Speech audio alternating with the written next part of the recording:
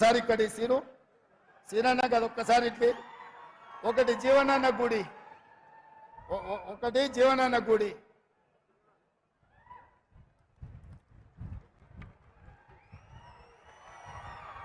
ఒక్కసారి అందరూ చూడండి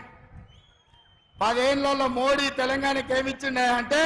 మీరు గాడిద గుడ్డ అనాలి 10 ఏళ్లలో మోడీ తెలంగాణకి ఏమిచ్చిండు మెట్రో రైలు అడిగితే ఏమిచ్చిండు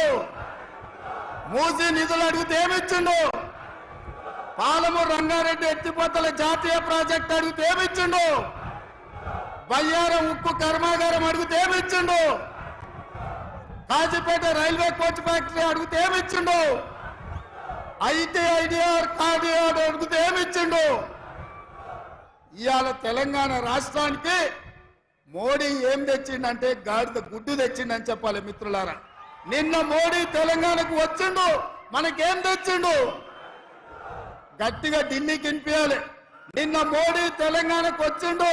మనకేం తెచ్చిండు భారతీయ జనతా పార్టీ తెలంగాణకి ఏమిచ్చింది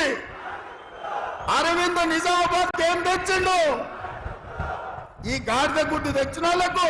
తెలంగాణ ప్రజలు ఓట్లేయాలనా పెద్దలు జీవన్ రెడ్డి గారు మీ అభ్యర్థి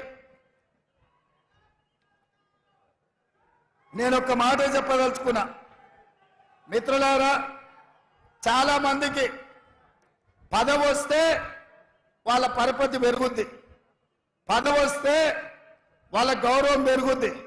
పదవి వస్తే వాళ్ళకు వన్నె వస్తుంది కానీ పెద్దలు జీవన్ రెడ్డి గారు 1981లో సమితి ప్రెసిడెంట్ గా ఎన్నికైన కాడి నుంచి